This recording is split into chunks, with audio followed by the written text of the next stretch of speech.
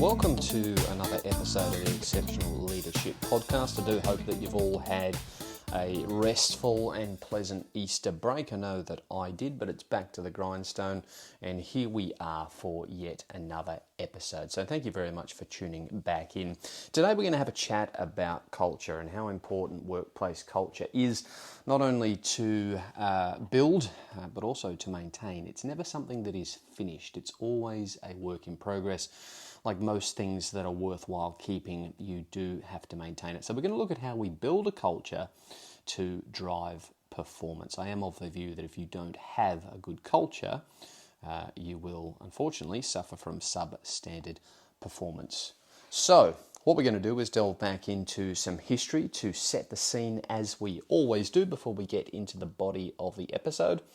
And today is absolutely no different. So here we go. We're going to look at a company called Pixar and see how leadership within that company addressed some cultural issues and how it worked out for them. Here we go. When Pixar and Disney Animation merged in 2006, many in the industry assumed Pixar would simply take the reins. Inside Disney Animation, though, things were tense. The studio, once the gold standard of animated storytelling, had lost its magic. Creative teams felt stifled, managers called the shots, and artists kept their heads down. And no one was willing to take any big risks. People weren't collaborating, they were surviving. And that's when Ed Catmull, Pixar's quietly brilliant co-founder, stepped into the picture. Catmull wasn't flashy. He wasn't there to lay down the law or sweep in with quick fixes. Instead, he started by listening. He walked the halls, talked to animators, and sat in on meetings. What he saw wasn't a lack of talent. It was a culture where fear had taken root. At Pixar, Catmull had built something different, a place where anyone could speak up, where feedback was direct, honest, and always in service of making the work better. Where leaders didn't just tolerate risk, they expected it. He brought that mindset to Disney. One of his first moves was to implement Pixar's brain trust model, a regular meeting where filmmakers gathered to give candid, unfiltered feedback on projects that were in development. No one pulled rank in those meetings. Even a junior animator could challenge a director's decision, and the director was expected to listen. It wasn't about politics, it was just about the work. He also dismantled the rigid approval chains that had slowed everything down. Directors were given more creative control. Teams were trusted to solve problems on their own, and slowly the fear began to lift. Over time, something shifted within the organisation, and people began speaking up. They began collaborating and taking chances again. And then the stories got better. First came Tangled, which reimagined the classic Disney princess formula with humour and heart. And then Wreck-It Ralph, an original idea that embraced nostalgia and emotional storytelling. And then in 2013 came Frozen, a massive cultural phenomenon that proved Disney animation was not just back, it was stronger than ever before. Behind the box office numbers was something more meaningful, a creative culture rebuilt from the inside out. And it all started with a leader who understood that fixing a company didn't mean fixing the people, it meant freeing them. And that's an interesting little excerpt, isn't it? To take us into the body of this episode. Now, I am cognizant that there are many different aspects to the task of building and then maintaining a workplace culture. That excerpt that we concentrated on there really seemed to focus on a situation where perhaps leaders weren't encouraging the workers to make their opinions known. They weren't encouraging that collaboration, and that is definitely a big issue to deal with and definitely a roadblock to good culture. So that's a really good introduction to this episode. We need to make sure that as leaders, we are absolutely encouraging people to speak up, albeit in a respectful manner, of course. It's all good to voice your opinions, but it needs to be done in a respectful manner, no matter who you are. So that's a really good place to start as a leadership team is let's make sure that our employees and that the culture of the organisation is one where people are empowered to make their opinions known in a respectful fashion. And that way we might actually come across some really, really good ideas from some surprising sources. It is amazing what happens when you open up the conversation to everybody. You do get some really good ideas coming through and to the fore. But I want to focus on the fact that culture is the foundation upon which success is built. And there are many roadblocks that you will encounter as a leader on the journey to building a really great culture. Without great culture, success will never be long-lasting is the way that I think about it. And that's because a bad workplace culture tends to disrupt the fundamentals. And I think of the fundamentals as being, firstly, good people. Okay, how do you get good people? Well, first of all, your hiring practices have to be really watertight. If you don't have good people, that's a really bad start. If you don't have good people, it's hard to have trust, obviously. Without trust, you don't have reliability or a faith that there is reliable work being done. You don't have faith that the reputation of your organisation is going to be held in high regard, because you don't have the good people, you don't have the trust, and you don't have the reliability of their work. And of course, with the destruction of reputation comes a loss of respect amongst your peers and in the marketplace. So they're what I like to think of as the foundational aspects, the fundamentals that bad workplace culture negatively impacts. And it's worthy of note that it is far easier to establish a good culture from scratch because it's like having a blank slate. So what does that mean? It means if you're starting a company, if you're a small business owner and you're scaling up from the very beginning, you are in the optimal space to ensure that you get off to a great start and establish your great culture from the very beginning, because you don't have any cleaning up to do. You're not inheriting something that has already gone off the rails. You have a blank slate and you can start your company and make sure your hiring practices are excellent from day one, and make sure that your workplace policies are watertight from day one.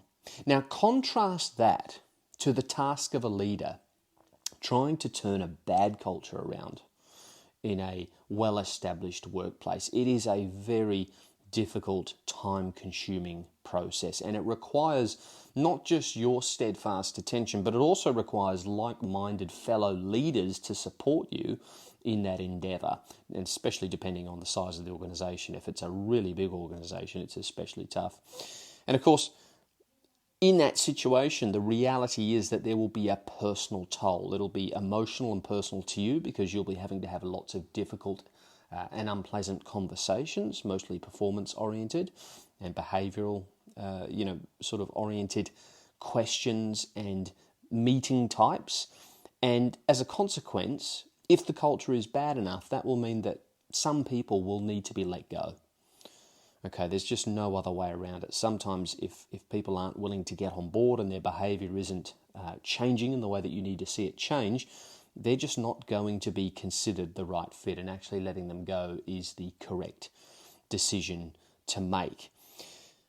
But once you have a good culture, the work isn't done. I think sometimes there is this perception that all you've got to do is hire the right people and maintain the right standards in the workplace through good policy, and then everything else just falls into line. And look, it's a great start, but the reality is that you as a leader, you have to be on guard to maintain that culture, as it only takes one person to ruin the batch, so to speak, to poison the rest. I said before that it's an interesting observation of organisational dynamics that people tend to fall to the lowest common denominator. They don't tend to rise as a collective. They tend to fall. So unfortunately, it does only take one person to start being really toxic within the workplace for the whole thing to become a bit of a poison chalice. So we need to be very, very careful to be on guard against that and to nip that in the bud nice and early as leaders if we see it. So how do we do it? What are the practicalities of establishing a good culture and perhaps transforming a bad culture to a good one in the case of an example where we're inheriting, let's say, a team where some behaviours and cultural aspects are less than desirable. And the first thing I wanted to talk about is leading by example as a leader. You set the tone from the top, and you are really going to benefit from clearly stating your expectations of the team from a cultural and behavioural perspective nice and early. And you want to ensure that you do have a plan in place to deal with those people that are not willing to do the right thing and get on board. So you need to make sure that you set the tone from the top, you model the great behaviour, you model the culture that you want to see, but you're also, on top of that communication, prepared for a situation where things go sideways and really bad behaviour continues. And we need to be especially diligent in a synchronous sense with respect to our recruitment. We need to make sure that we're asking all the right questions around conflict in that interview. So one of the ones I like to use is the question that'll go something like this. It'll say, tell me about a time where you've dealt with conflict at work and tell me about what you did to resolve it. And the emphasis there is, tell me what you did to resolve it. Because I don't want to hear about how it's all somebody else's fault. There are always two sides to a coin. I want to hear about what you proactively did to alleviate the issue. And if someone says they've never had conflict, that is a red flag. That is a ginormous red flag. Everybody has had conflict at work. Everybody has had conflict in their personal lives. And I want to hear about it. I want to hear how you handle it and the proactive steps that you have taken to deal with it. So if someone says they've never had conflict, it is a red flag. But ask that question. Focus on behavioural questions and focus on that aspect of conflict and really flesh it out. If they don't give you a nice detailed answer, go again. Dig down deeper. And then what I want you to do is interrogate the references that are provided for that person. So if you get given 2 references to call after the interview, make sure that you double up on that question and ask those references what their observation is of this potential candidate in the area of conflict and conflict management. Same topic, okay? How does this person deal with differing views at work? What have you seen? Have you witnessed an example where they've been in conflict? And can you tell me how they were able to resolve it? Are they even-tempered? Can you tell me if they're able to compromise? Can you give me an idea of their demeanour? So the take-home is that it takes an enormous amount of time as a manager to address poor culture. So hire and recruit with great caution. Because once you've got a bad apple in the organisation, it is annoying at the very least to have to continually be correcting them, and stressful for everybody involved in correcting that person and interacting with that person. There will obviously be people who are casualties with respect to the bad behaviour of that person. So make sure that you hire really, really carefully. All right. It's just easier to hire the right person from the beginning and avoid all of this headache. And if you're cleaning up, for those of us who perhaps are in a situation where we're not starting from the beginning, we're actually coming into an organisation and we're having to clean up a bad culture, I want you to expect it to be tough. But also understand and accept that you, as a leader, are the appropriate person to bear this responsibility upon your shoulders. It is on you and your fellow leaders to take on this task.